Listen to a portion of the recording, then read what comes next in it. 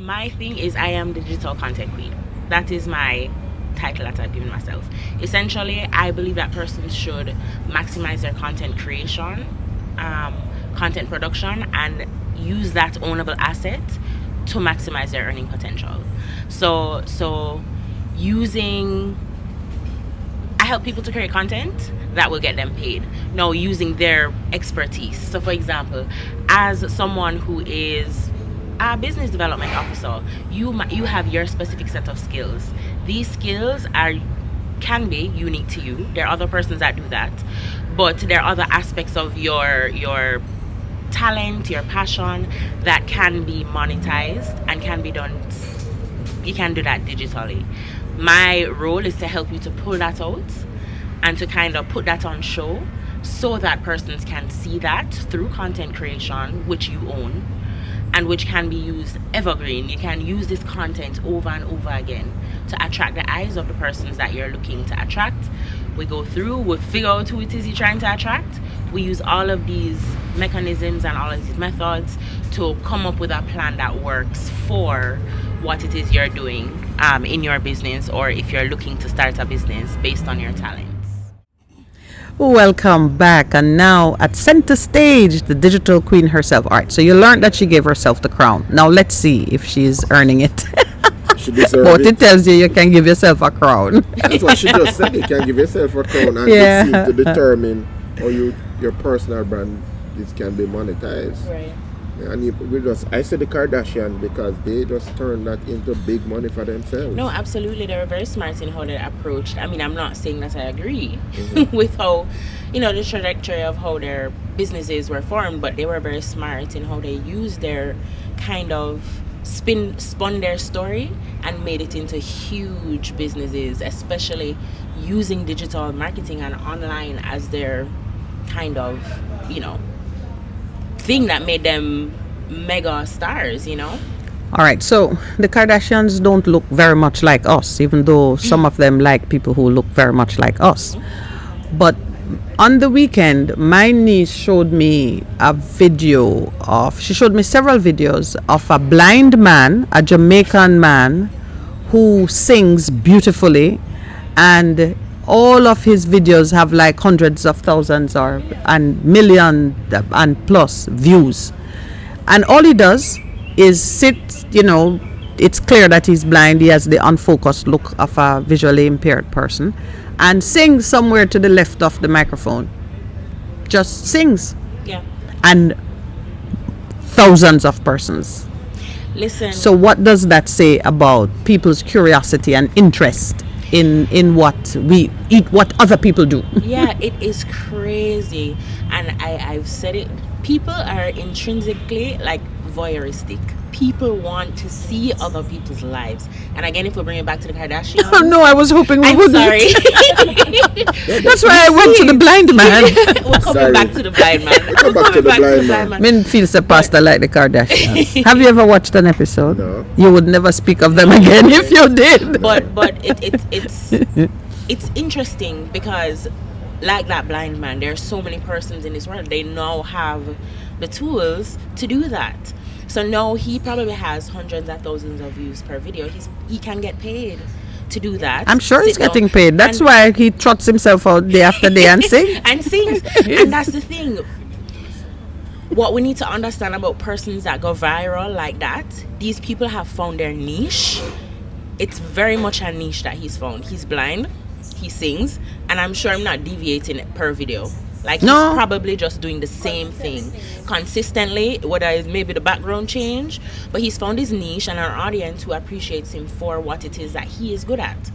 And that's one of the things that I think we're missing in this kind of transition to the digital age. A lot of people feel like digital needs to look like what a NCB is doing in order for it to be viable and to make sense as a business person, because if we bring it back to business and digital, whereas this blind man is just like, nah, I'm good at this, even though he's probably not thinking about this, when he started making I'm pretty these sure videos. that the business mind behind it somewhat is the person who realized him could sing and carry him out to the microphone and the camera. Yes, I pray the that he person, knows how much right. money he's making. You know, you pray. Right. But I pray that he does. But I wanted to emphasize and just hammer home the real world reality that there is a lot of curiosity, as you say. I love what you said. People are intrinsically voyeuristic. We want to see what someone else is doing or what else is happening. I myself got caught up in the camera that was put in April the giraffe's stall as she was preparing to give birth. Yeah. That camera was there for like about 5 months with, And people and it just was badly watch positioned live too. You just saw stream. April's head and eyes most of the time. You could be, it never looked good. But what, she got views. I mean, I think they just got April pregnant again to bring more attention to the zoo, because the zoo placed a camera in her stall. So, and it drew attention. I mean, they did it for like a baby eagle, and then sadly one of the babies died. Oh, Yeah. and they're the funeral online. But it's just, I don't know that they did it. Pastor does funerals, that's why he mentioned that. There's big business in funerals. But the point is for persons to realize that you may think I'm not doing anything special. You're saying there's a market for your, There's absolutely and a here you market. can mention the Kardashians again. There's They're not absolutely doing a it. market for anything under the sun, and I feel also that this is what persons need to understand. So even like the little stall man, you know, like the little bag juice man on the side, there's literally a market for him. If he decided that he was going to just sell bag juice and make an Instagram page where he is the bag juice man Yes. just selling bag juice every day, and maybe his unique selling proposition is that he is very cordial, him hail you up, him give you a boom or something, and that's his thing, and that's all he does on his Instagram page. But And what he keeps is doing the that. juice man up to today? You know, people are just going to want to see, yo, what going for the juice man? Yo, him still there at clock tower. You know, I can't find him at clock tower now. So it's really about just understanding who you are as a person. Kind of, I mean, it's hard, I think, especially as persons who are maybe even creative or people who might not have had a certain level of education, to kind of bridge the gap between, hey, I'm good at this, I can make money from it, and then also adding that middle piece of, you know, let me see what tools I have. What are the tools I have at my disposal? Let me give you a challenge. There's a listener of this program who makes out of this world cheesecake. Pastor, I didn't get your report on the cheesecake. Come never again. It was fabulous. Now, I know you don't take many local clients. It's a she don't family take joke. Okay, a family joke. I take local clients, guys. Don't listen. Don't listen to Stop her. propaganda Don't and spread. misinformation. All right. You understand? Stop doing that. Don't do that. Don't do that. Well, I'm pleased to hear she takes local clients. If I want to throw down a challenge. This woman makes out of the world cheesecake, and she has a story as well. And on top of it, she's a Morning Connection listener. Yeah, so She's never had an online presence. What could you do for her? Could we run an experiment? It depends. I mean, what is her market? And the thing is, you know, I think once you've understood what your market is, who you're marketing to, because some people honestly don't need to be on social media to sell. All right, but so, I think what the yeah. pandemic did was it highlighted the benefits of Social. being on social media, and not just social, just digital. Instagram. Yeah, so And people using can it. find you. Yeah, Looking 'cause for even cheesecake near me. Cheesecake, you know what I mean? But there's so many ways that this cheesecake person could amplify. I want to run it things. as an experiment So let's see. in digital marketing. Okay. See if you'll keep your crown, Miss Digital Queen. you know, as you said that. Oh, let me make a note while you ask, because I'm definitely gonna. In a format I want to see what could happen with that. We used to do training for students in cosmetology and so on. And I saw one of my students. I said, "What are you doing now?" She said, "I'm selling here." So you're selling here? She said, "No, I just created a online store using Instagram, and I have customers all over Jamaica." She never stopped there, so the orders would come in online. And if she lives in Kingston and her customer is in Montego Bay, you pay me, I give you the information, and I Courier to you. Yeah. courier it to you. Nuts for the express. And Yes. she's doing fabulous Absolutely. because she understands that's what happened in the pandemic. Mm-hmm. Probably That's what can't happened. work and so on. So And she went into here. it's interesting because even for the pandemic, for me, even just to speak more about the transition to online, the pandemic, I mean, having an online business is how I helped to sustain myself and my family during the pandemic. Everybody was stuck at home. And you were ahead of the game because you had already started it. I had already started this business, and it's because, I mean, I don't want to go into my whole history, but I've Just always, a little bit. just a tips. Yeah. I mean, I've always worked in the digital marketing space even before I started this business in 2019, the year my daughter was born, and like a few months after. And before that, I was in this space working for other companies, so helping them with their social media, digital marketing for corporate entities, and cut the card and said, yo, I'm going to start my own thing right before the pandemic. And it was interesting because the way I decided I was going to invest money, I'm going to ask somebody to help me, teach me how to do this, and that was my foray into this world. Using my own skills as a digital marketer, I just need to know how we can turn this into a business and how I can help other people to do that. And that's kind of how this came about from 2019, and then the pandemic hit in 2020. And you blossomed. And I blossomed at that time because I had a lot of clients who were not in Jamaica. They were overseas. I'd already built up a footprint for, it was like less than a year. What is a footprint? Which we're going to go into. A footprint on digital over a couple months. And it started to kind of just take root and blossomed, where I got international clients and I was getting paid in US. And I'm just like, wow, me a little Jamaican, look at me in my house with my little baby just born. I'm able to make money for my family with just my laptop what I have for 6 years. I've had this laptop falling apart 6 years, but I had an idea and I put myself out there. And it's so interesting that everybody's being forced into this now, but no, though the pandemic was bad, it did open people's minds up to the opportunity. And it's sad that so many businesses had to go down in order for people to understand that this digital world is huge and there's so many opportunities here. But I hope that we can take root as small as anybody is. I'm not anybody. What we've been saying all day that you're a queen. But I was able to not saying that I am the best in the world, no, but I know I'm very good. And I've been able to use the little tools. I never buy nothing fancy. The little tools that I have or can borrow and build this business where I can help people to do the same. The pandemic highlight that you don't need no fancy nothing. You just need so a drive. So what is the footprint that you created? Define your footprint for me. So for me specifically, as a digital marketer, I know how, or I have an idea of how people research, how people look to find support.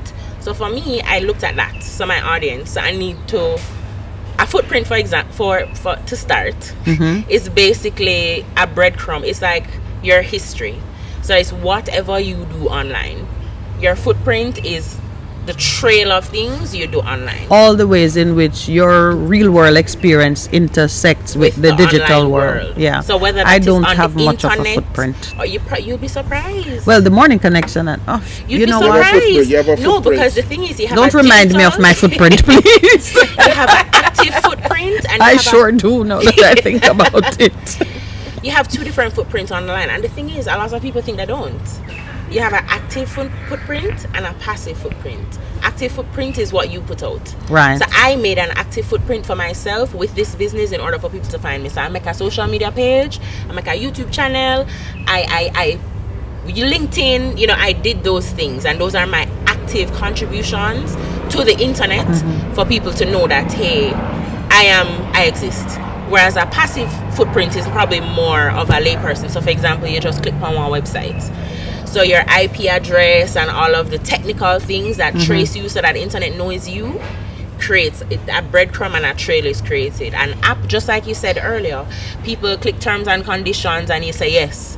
That contributes to your, that little piece, that agreement contributes to your digital footprint, and you don't even know. So like if you're reported in the media, you have a Facebook page, and you are featured in different media, that's part of your your your footprint. footprint. Part of the passive. If That the would be one, the passive, because yes, you where didn't people actively report go out, on but you. People are reporting So on you, my right? passive footprint is bigger than my active footprint. Possibly. Yeah. It is, Yeah. yeah.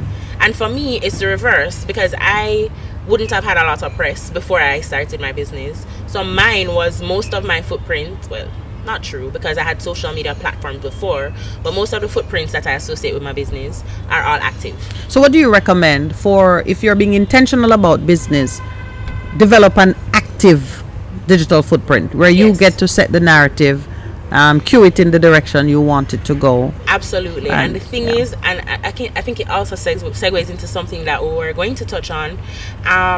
It's so important for you to understand what is out there in the world about you, and to just be careful about what you put out there about yourself, or not even just about yourself. There are people who will, for example, go on Twitter and You mean and say something. you mean like the lady who says, "Look how good I drive while I'm drunk," Oh my god. and then she knocks over somebody, Are you? motor vehicle manslaughter, and they pull up the video to say you were drinking and coming from the club. That's crazy. Because she had posted "Look how good I drive while I'm drunk."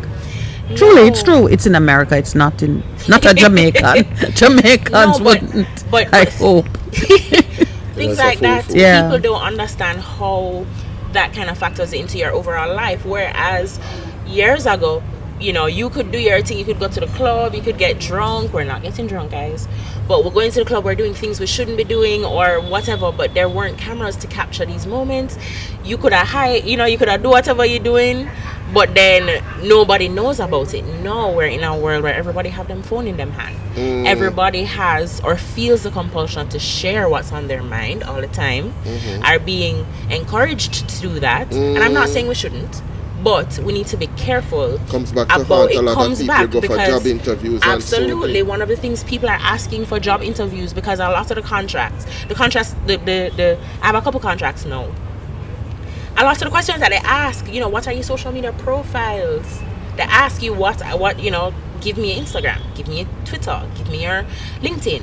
They're looking at these things now. And We're just happy they're asking now. In the old days, they sent out a private investigator but they never have who Facebook. pulls it up. But Of course, But man, that's- follow you. And so the truth is, and the point I'm emphasizing is that this is nothing new. Absolutely. Now it's at the top of the list, but the truth is, it's just an extension of what went on before And it's on so a much larger easily scale, and it is easier accessible now. Yes, for the Yeah. layperson. Yeah. Anyway. You probably need people to clean up your. History. there is No, actually I mean, a service yeah, like that. like that, yeah. You actually can do it. Of course. Yeah, you can. Anybody can, as long as you're willing to pay for it. But I mean, for the layperson, just don't do it.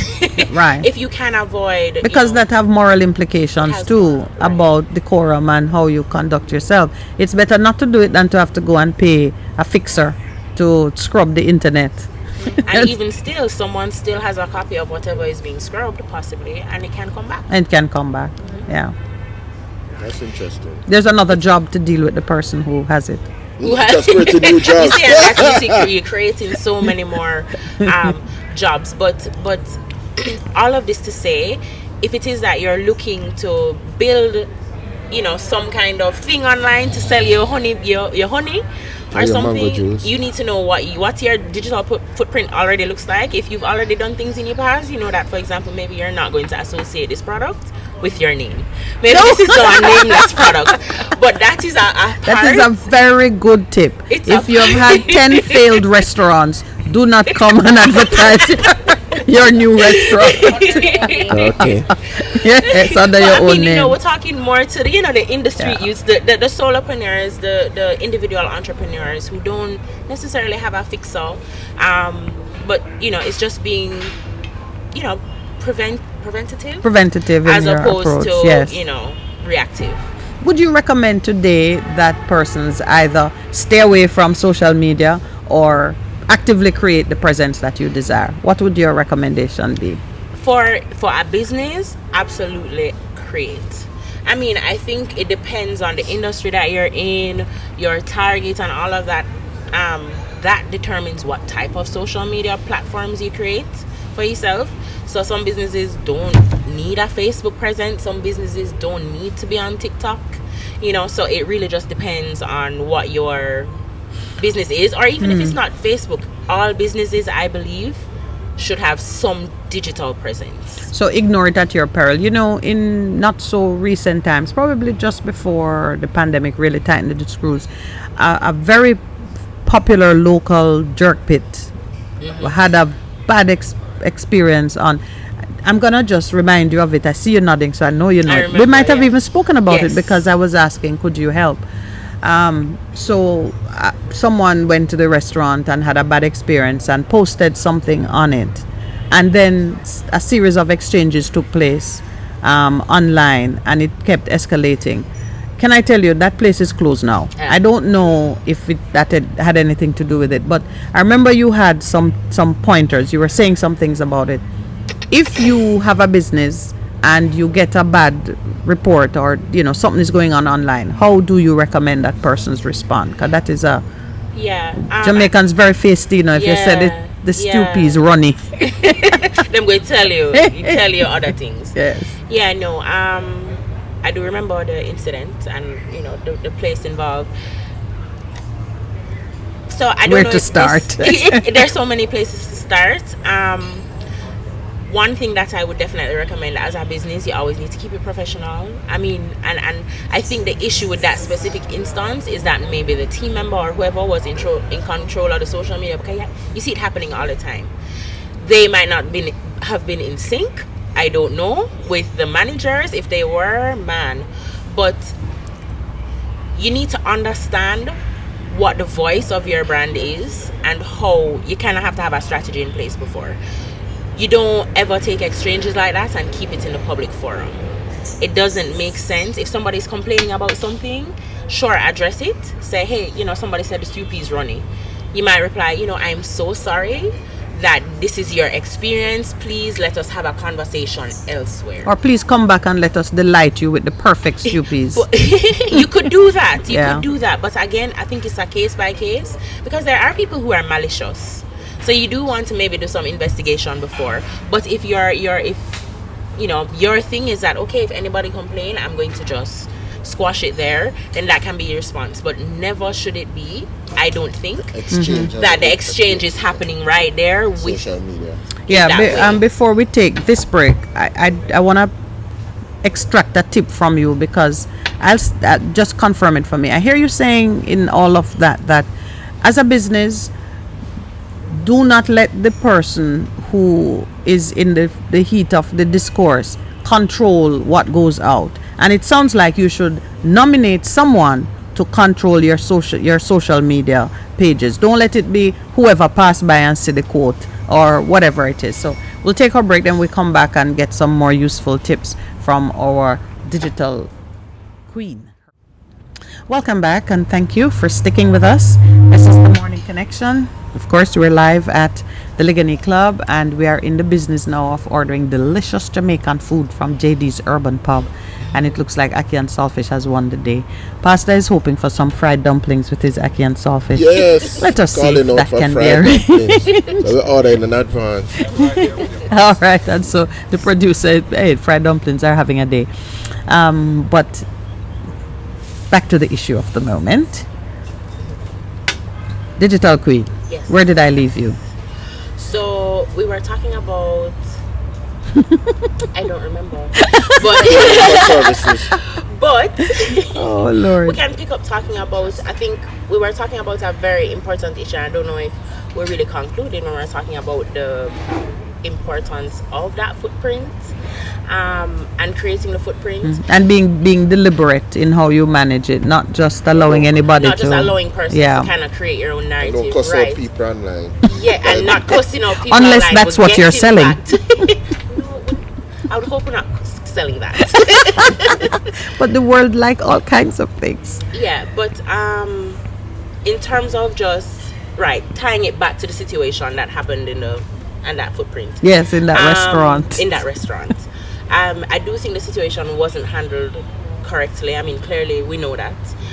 But as a business, I think one of the ways that you had put it, after I had kind of said what I was saying about kind of having someone who is dedicated, not heated in the moment, who is managing the process, it can't be that you as an individual are using your personal feelings in the moment to speak as, in this case, the restaurant. The restaurant is a separate entity in this case. As a personal brand, it's harder, as a Chauntae, who I am my brand and I am my social media and I am my website, and I don't necessarily have a team except for maybe a little assistant who might help me once in a while. It's hard to disconnect in that way. So in the absence of having someone who is grounded and not in the situation answer on your behalf and say, let's talk about this offline, maybe having protocols as to how you run your business and how you interact in your digital space, how you having frequently answered questions or asked questions, and kind of just having some kind of process in place for answering things like this, even if it is that you aren't the one answering, the person who's answering knows what to say. I'm seeing a new religion emerging, and I'm deliberate in my use of the word religion. On other days when we're not talking about matters like this, Pastor and I spend a lot of time talking about integrity and maintaining that unity between how you represent yourself to the world and how you are in private. When the brand is you, and you really very feisty and not take no talk from certain people, and people criticize your work, and you really want to tell them, my work is not for everyone. But you're now saying the business that is associated with your work has a separate life from, face to you who only work for the people who please you. You're saying we must shift from being our bad-tempered, mean-spirited self and become the spirit of the work you offer, which must be pleasing to a customer in order for them to keep coming back. I think it's kind of an in-between. So what's the in-between? Because you're either gonna meet your customers' expectations. It depends. So depending on the brand that you're trying to create. Okay. For example. Okay. Not becoming a sellout, not selling out who you are. But you have Who you to are. face the brand, Yeah, that's the thing. So But that's what I was saying. You could be somebody who wants to say to them, it's not for you. But that's No, But the but thing the is, face the I brand think would be the person who attracts the face, the person who Face the can person. take it, right? So it's the who says I'll consumer. come back for more? I will take the slap. Like You this know what? one. I will Like take this. the abuse. I will take Tell the lady. I get it me lick from me. Right. For the days, I'm gonna go back. Right. So, but She faced it, but she good at what she do, she so good me at- gone you know what I back. mean? But honestly, I think there's a That sounds middle ground. perfect for Jamaica. No, there's a middle ground, and that's one of the things that I highlight, especially when it comes to my clients. Because when I work with personal brands, you don't want to make yourself so far removed from your business process that you feel like you have to put on a whole nother clothes I'd say, all coming right. to work. Because when you're running a business, you're not running something that is akin to a 9-to-5 per se. Because business as an individual is different from business as an NCB or business as a big business. So you do, and I think that is also the benefit that personal brands have or people have when they're running their business. You can inject some of that flair. And if you do that from the get-go in a way that is pleasing to it's very important to understand who your target is. If your target will appreciate your bluntness, your openness, and that is what is your unique selling proposition, and you are, I don't know, your profession is a virtual assistant. I don't know, it's the first thing that comes to mind. But you're spicy. Maybe you have a client who is, okay, hey, I really appreciate how this person does business.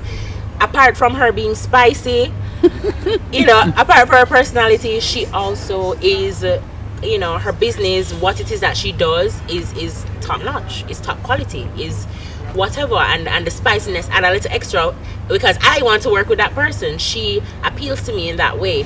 So it's not necessarily only about creating these two different personas and only working within the confines of what Well, the no, structure I'm looks not like. saying create two different personas. I'm saying give up on the one that is unpleasant and shift to the one that understands putting people at the center of your business and pleasing them. But I was very intrigued by the recognition, and I know about the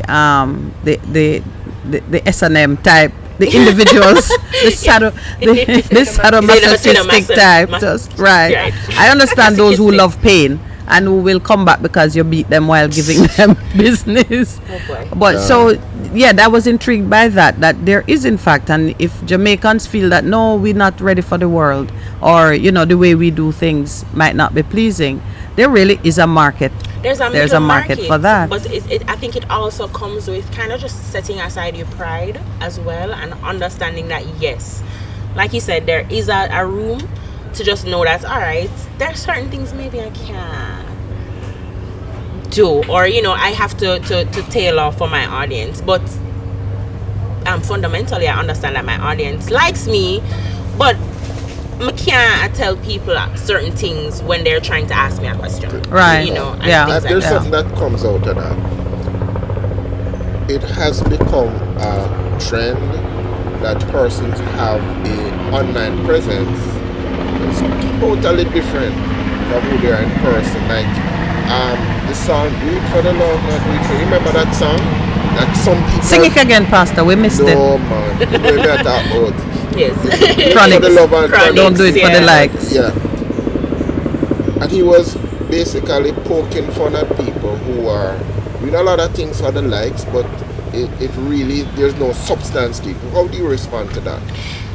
I agree with Chronics. But I mean, I think it's a tricky space to navigate as well. The thing is, and what a lot of people don't understand, especially in this Young space, people, adolescents. yeah, it's okay to be authentically you, and people who gravitate towards that will give you the likes. It's not just What about the business of being an influencer? That you can actually make up yourself, make up a character for the purpose of Seeking the influencing. Or inspiring others. It's a business, meaning I'm gonna hire you. Yeah, but you get paid to inspire. Yeah, They get as paid an to influence influencer. in a good or bad way. That's it. No, I'm No, saying good. You're going to create a character that is influential. But you don't have to create. Well, yeah, it depends, because there's so many ways you can do it. So, like for example, if I can refer to a Quiet Perry. Quiet Perry is a huge influencer now, and he's well respected in the space, both by companies and by persons alike. And he created a character in the beginning of his career, but that was more for a literal character with a wig and everything. Like Literal Medea. character. And that was his thing that made him become popular. Now, people started to use this character. I mean, people started to rip him off, and but people started to use this character or brands started to see it as a way that they can make money. And now he's kind of removed himself. He's taken off the wig. And now he is himself. So I think that even gives us insight. Well, I did into- see one video in which he was without the wig and Still the Quiet voice. Perry. I've just met him on the weekend preparing for these things, and I saw him doing one of the Medea tricks where Yes. he was in a video with himself as the Oh, character as that he in has two created. He was. Yeah, and then that's the thing. So there influencers are created in several ways. You can create a character and say, this is my influencer character and this is who it is. And if you're purposeful about doing that, then great. But you can also become an influencer, and I think the word influencer is thrown around so often that it's hard to really understand what it is. An influencer is a person who can influence actions, influence changes of thoughts. But I think now, influencer is becoming synonymous with somebody who get enough likes, who have hundreds of thousands of followers on Instagram. So I could say that I am an influencer by right. I have 1,000 followers on Instagram. I don't have a lot of followers, but I know that out of my audience of 1,000, I know that there are 300 people who watch my content, at least within my audience. Those 300 people, I know I can influence them to do things. If it is that I recommend a product, I know I'm going to get a bunch of people asking me about this product. Within my rights, I'm like a macro influencer. So when you look at influencer from that vein of someone who is being themselves, living their life, and is influential in that way, who focuses on not necessarily the likes, but more the substance, The and impact. just the impact, then that is different than someone who maybe puts on a character and says, okay, I am this character, I'm going to amass this following, and you don't even know if this character can tell somebody to go buy a toothpick, and then Okay. we'll go buy it. Okay. You know what I mean? So you've gone into one of the new jobs that have emerged out of this metaverse, and Maxine nailed it. The influencer. The influencer has a grounding in the natural world because Right. opinion makers and Celebrities. Just Just brand regular. ambassadors and persons who so if we track it, we can recognize it for what it really is, however persons measure it. If you have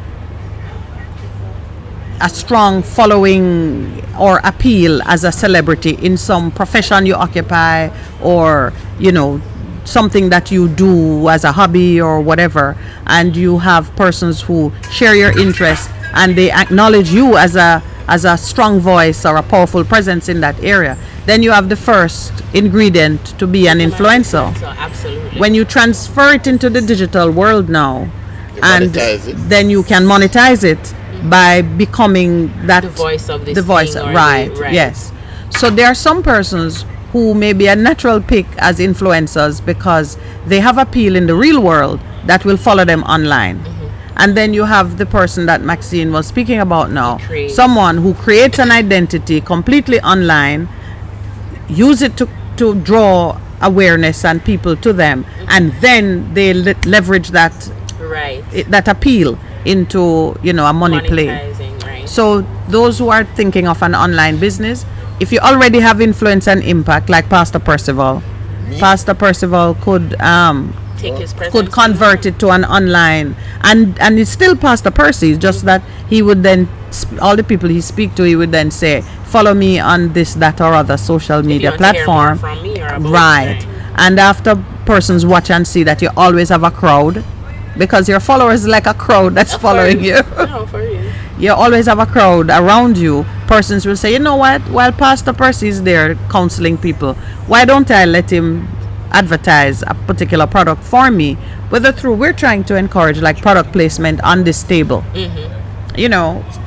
Right now we only have mangoes.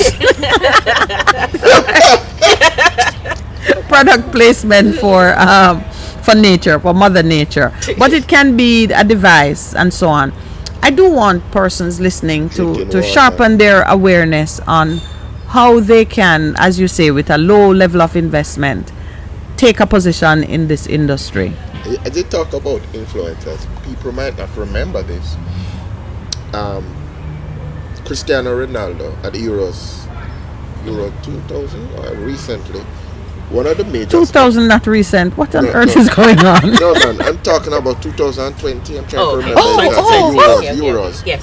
And Jeez. one of the sponsors for the Euros was Pepsi. Or Coke. You know what he did? Because he's totally vegetarian, that's why he has and he says, Coke, no water. You know what happened?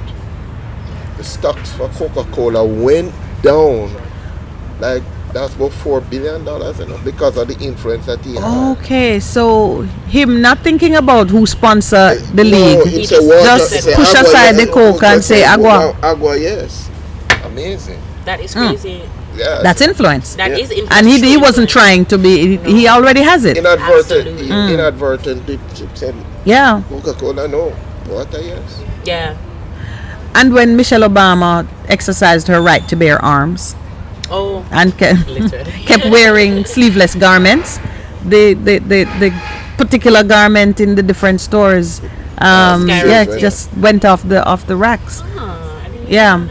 Yeah, But there was that a is- store that she liked, and every time she wore something, They went in and they want got it. people went in and want to buy it. That's influence, That's actual and I'm not influence. even sure that anyone was giving her a check for that. Right. So a lot of times you are exercising influence, but you're not benefiting from it. How, Maxine, I had to draw you back in because that is the complaint, that Jamaica Rastas have created value in a brand and a culture that other people are using and making money from, but we're not. Does it mean now that we need the digital queen? Yes, we need a. No, I was thinking about it because over the period of my involvement in the issues, I merged my interest with Nation brand or community brands. And there was a lot of projects that came up, but then there was no ability to execute them because the default person was the Jamaica Tourist Board. The government, they are the someone ones who or promote other. Jamaica, Yes. and they don't have any capacity or departments for this. So there actually is no one, and the private sector, they're interested in their particular brand. I think at one point they tried to pull several private sector together to create a Genius of Jamaica project. But again, there was no lead agency to do that. So you have the apps or the platforms that you can do, but you really don't have a driver. And it's the same thing, I think, certainly with the, like, I would think for the Rastafari community and our Maroon community, there isn't, it's what we're trying to develop, that central institution. Yeah, that, we have to do it for ourselves. different from what individuals are doing. Right. What's this larger, which is again the museum, because we had a Rastafari exhibit that came out of Washington, D.C., Discovering Rastafari, became local. And it foundered at that point because the biggest value is global for your culture. So you'd have to set up a virtual museum and then develop virtual products and services and connectivities.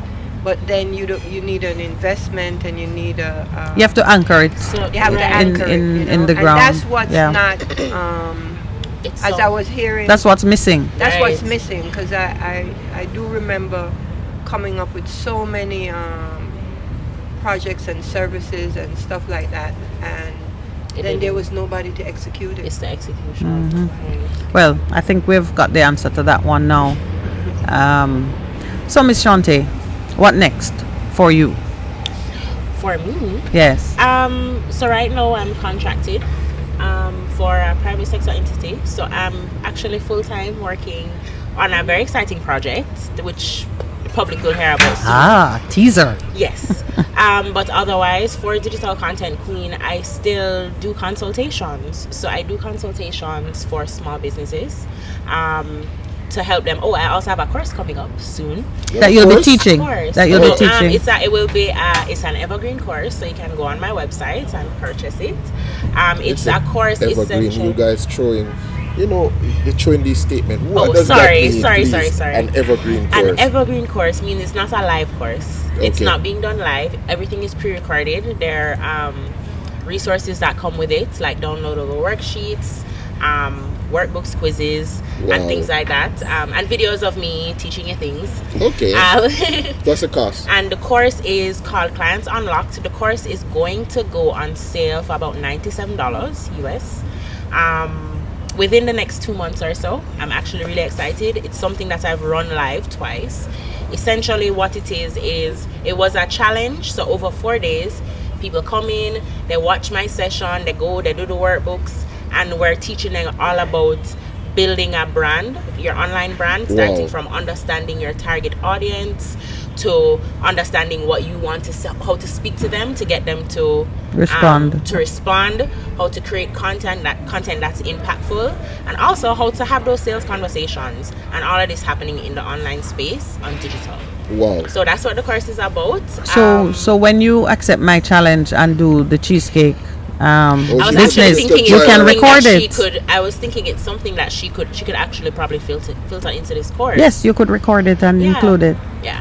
All right, I shall So persuade we can her. talk more about it. Yes. Yeah, man. So right, the course will go on sale within the next 2 months. If anyone is interested, just my website is digitalcontentqueen.com. On Instagram, I'm Digital Content Queen. Just search Digital Content Queen and you will find me. Look for the African-looking queen. There are some other digital queens. Digital Content. There are There's some only other one. ones. When I search, I Yeah. see other people using the phrase digital, and the, yeah, is but it? if you- Pastor asked me if you have trademarked it or No, I'm a registered business, but we're not trademarked. Yeah. The name isn't trademarked. So I should. I'm definitely going to check out what Jaipur has to offer and how I can trademark it, because it's something that I see myself continuing for the rest of. I mean, I love this space, so. I know they were talking about it earlier. I was like, why haven't I done this? See? Happy. Let's see how much more we have before the next break. We have 4 minutes, so we can cover a new topic. You mentioned your course, and maybe $97 US might not be on everybody's, though it's worth it if you're gonna do it with some degree of seriousness. But how else can persons acquire some training, some enough awareness to make the first step and earn some money before they can buy the course? There are so many platforms online, honestly. Digital marketing, there's so many free resources. I think the issue with persons have with digital marketing is that there's so much information. How to choose. You don't know how to choose what works for you, and that's kind of where I come in. Yes. But there are free resources. I think the best place to start is understanding what your product or service is, or what you want to do, and then understanding who your target is and search based on that. Okay. For digital tips, for me, I on my Instagram, I do provide a lot of information. There are videos and things that you can watch if you want to check out how I can help you, if you want to watch some of my content about things like Instagram and understanding design and how it's important, how it plays into your whole social. If you want to talk about technical things, my digitalcontentqueen.com can give you some info. Otherwise, things like Google has courses, free courses. It used to be called Google Garage. I'm not sure what it's called now. They have digital marketing courses. And YouTube offers all kinds. They have a studio that videos. will teach you anything you want to do. YouTube Studio, if you want to be a YouTuber, you can check out their studio. They have so many tutorials that you can follow. And there are other influencers in the space who are also very So what would you knowledgeable. say is the minimum content output for an individual who says, you know what, I want to be a YouTuber? I see some people doing all kinds of crazy things. What would you say they should be prepared to invest? How much time? Strategy wise, it depends. Honestly, it depends. But I think someone who wants to be successful on YouTube, I don't use the platform for myself, but I have done it for my clients. You want to ensure, if you're starting out, at least 1 to 2 videos per week. Okay. To start. 1 to 2 videos Per week. And of have what? to be consistent. And of what duration? 5 minutes, depending on the type of content, because you have persons who do vlogs and you have persons who do what do you call it? 1 minute. How-to tips. Yes. Like the how-to tips, short, like 5 minutes. The not even so long. You can have videos 3 to 5 minutes. 3 to 5 if it's minutes. how-to tips. But if you're going into detail and it's a tutorial, you can have videos that are half an hour long. It just depends on the audience and what you're looking to do. If you're just starting a YouTube channel, starting out with short videos is always your best bet for the algorithm. So like 5-minute videos, 3-minute videos, and then kind of filtering your way up to those longer form videos. But if you know in your core that your audience will be appreciative of, for example, a recipe, a video, where you're cooking. My cooking. Your cooking video. If you know that you're doing a cooking video, you know that you can. Pastor is quite the chef too, So yes. the first one we do will be Pastor. Oh gosh, we need to do a coaching morning connection. You cooking breakfast? What do you mean? Yeah. So if it's a cooking thing, then you know that you can allow yourself more time because people are invested in watching your process. So it just depends. That's interesting. As you talk about that, I have had name for this MMJ. Minute mango juice. That is a good point to take a break. Please stay with us. We're going in now for the last run, so don't leave us. We'll be right back. Welcome back. We are in our final segment, and I want to have both our queens seated side by side right here. I want to have them participate fully in this next segment. So here's how I'm going to unite them. The theme for this year's Intellectual Property Week is IP and Youth, innovating for a better future. I didn't check out they were running a competition with different countries submitting projects to see what innovation from the youth of the world would run the day. So I don't know what one. I could check that in well, I was going to say in the break, but there are no more breaks. I can check that separately. But the idea was how to engage the youth in applying their creative innovations to solving the problems of the day so that the future could have a better chance. And certainly what we've been talking about here now is how to ensure that there's economic inclusion of mostly, it's people who are coming out of a colonial experience. It's marginalized people. The dominant cultures of the world have needed no protection, but persons like ourselves with a history of enslavement and just rabid separation from our cultural output, people like us need that additional boost. And I think with the current day technologies in vogue, there is a way that the young people who are more expert in those technologies can be the bridge to kind of draw us closer to the economic prosperity that we desire coming out of our cultural experience. Yeah, for sure. I think in this whole conversation, I think it has to be a coming to the table of both sides. That's why we're not sitting beside each other. Queen and queen. For sure, yes. Because I think the young youth have their own idea about what digital and social and this should look like. And I think also the older or the previous generation also have a very clear idea of what it is that they want to achieve. And I think there might be a merging and a coming together of absolutely, because I think it's a breaking down of pride on both ends to say, hey, as a older person, I understand certain things. I understand certain things and about how the world works. I might not understand this digital thing, but here are some things. But you also need to be willing to learn and to understand and to really clearly communicate what it is that is needed. And then now on the younger side to understand that, hey, these people have knowledge. You might know what's going on TikTok. You might understand how to get a viral video, but they have the substance and the meat. They have the content that you can use to amplify a bigger message outside of you trying to go viral. Yeah, that's important. Let's amplify the message of the Rasta community, or what it is that they're trying to do for the betterment of Jamaica as a company, a country. And it's the understanding of those two dynamics and kind of the meeting in the middle to kind of figure out how can these two dynamics work together and actually execute on this. That's interesting. Let me draw a biblical parallel. When Solomon became king and he made that presentation, and the Lord said, what do you need? Him say, wisdom, knowledge, understanding.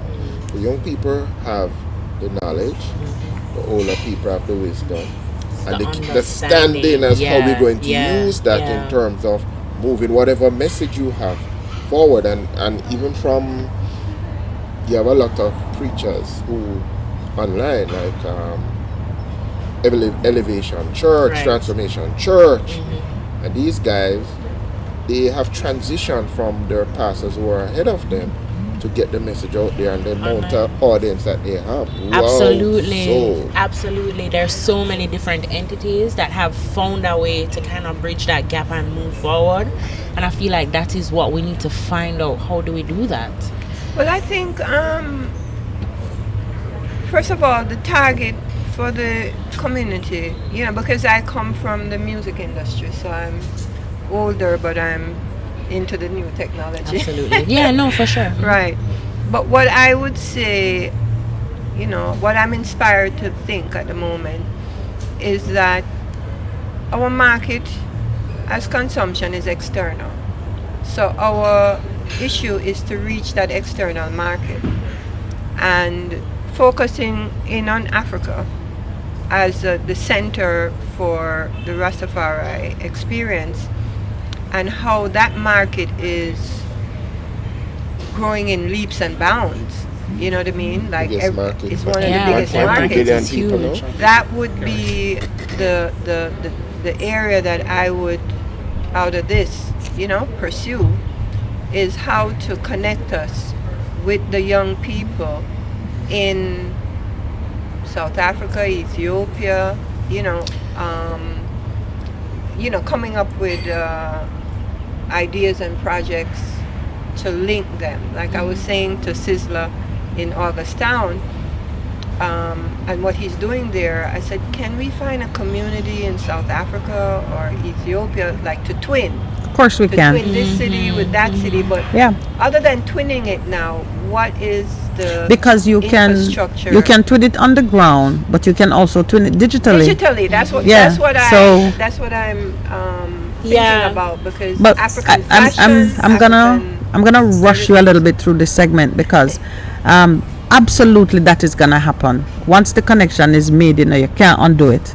So I see us working together to get that strategy going. Besides, it's a whole new market for you to get into, and that. Yeah. Listen to this statistic coming out of the WIPO initiative for this year. There are around 1.8 billion young people aged 24 in the world today. 90% of them live in developing countries.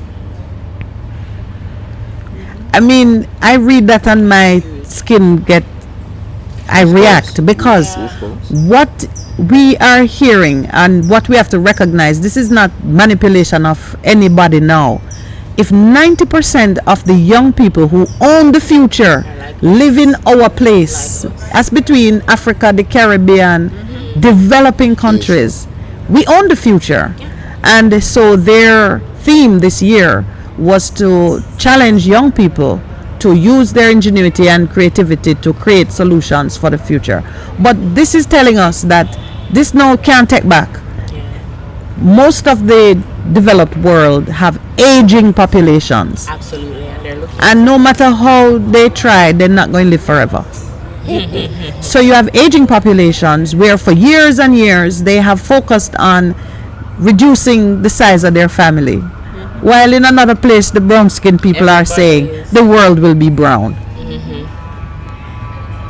What does that? I mean, it gives me chills because it tells me now that what I do or what I teach my child to do, and That's important. it is will be what determines the quality of the future that we have. Yeah, absolutely. I mean, that's the thing. I didn't know that. You're learning things. You see, we are old and Because have- we like to think, and that's the thing, and we like to think that we are the minority. We like to think that we're the You are not. minority, You but never we're were. not. You And never Programmed to were. think that we're way. programmed to think that we're the minority, and I think, yeah, it's growing into awareness and understanding of that. Yep. But then using the power as well. You gotta use it but wisely as now. well, I feel like a lot, especially when it comes to the creative community, it has to do a lot with. I think we all have ideas in like pockets. We have ideas in pockets, but we need to find a way to come together with kind of like you have the idea of the twinning the communities, but that can be a part of a bigger idea, and a bigger strategy. Well, like you said. the big strategy is unification. Even as we started talking about going back to Africa, and Maxine saying that the drive for repatriation is not about necessarily physically moving somewhere, but now you have the place you want to go to is reaching out for you too. So there is the opportunity to merge, and it can happen in the digital world. Where we are It now. will happen. The digital world becomes the bridge. It has become the bridge between the generations. Absolutely. I think it has a lot to do with just getting organized and doing the things. All right, we're in our wrap-up session. We have like a couple minutes to keep talking. I would like each person, Maxine, Closing statements. what do you have to tell us? This is the last show for the rest of the month. We're going to create another month. But Maxine gave us the idea and I leave her alone. Go on, Maxine. Yes. Speak up. About it. Hey! a month for yes, No, we no, have For to. Lowell. Yeah, I think, as you say, what you said about the quote that you just made about the population of the young people is what I was trending to in terms of what I see for the Rastafari community to transition into, and to create that wealth that will support the influence and the information and the ideas and the philosophy, you know. So that's why you said we own the future. We own the future. We own the future. Yeah, that is certainly prophetic. Right. So, you know, I think this has been a great program and a great month, and what the month was supposed to do is actually being exercised here in a large way and projecting futuristically, again, not just for Rastafari, but for Jamaican creative economy. I think we're the leader, you know, in that aspect. Oh, that's my Digital closing Queen, statement. yes. Yeah, and I see so much potential for us as, I mean, kind of just off of the back of what she said, I think just and just Jamaica on a whole, I think there's so much potential for us as a nation, individuals, rastas, ballheads alike, to kind of utilize these tools in this emerging economy, in this, you know, emerging network. There's so much opportunity for collaboration, and I feel like we as persons need to kind of just take hold of the tools that we already have, things like our phones and things like that, so that we can just use to pick up and create content and send a message over to the world, into Africa. I think if enough of us understand that we have that power as individuals, when we do come together to kind of put forth our agenda, especially in a way that is uniformed and that we can own as our intellectual property. Yes. It will be powerful for a small little island. If 2,000 hours start shout and start to, you know, amplify, It will this be message, heard. it will be heard. It will be heard. Especially in this digital age. Beloved pastor, what say you? I say, and what I always Give them told- cake. No, son, no cake at all. Just make a declaration that Yes. indeed the kingdom has come, which is righteousness, justice, truth, and mercy, and all of those things that we've been talking about is in this new kingdom that has emerged and is emerging and is present. Blessings. So we're claiming the metaverse. Yes, man. All right. Well, let me say my thank yous. First to the two queens. I tell you, in no order of importance, Miss Maxine and daughter Chauntae, thank you both.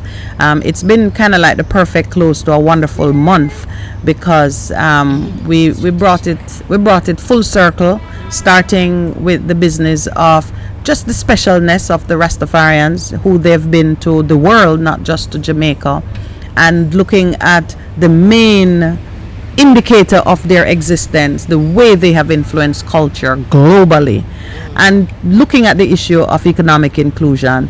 And Maxine nailed it this morning. She said Rasta began in the mind.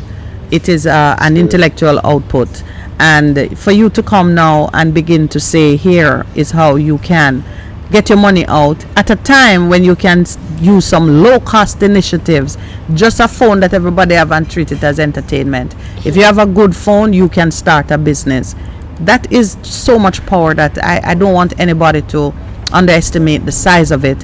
Here, Pastor Percy and I are always saying it starts in the spiritual world. It's the idea that comes first, and then you begin to execute.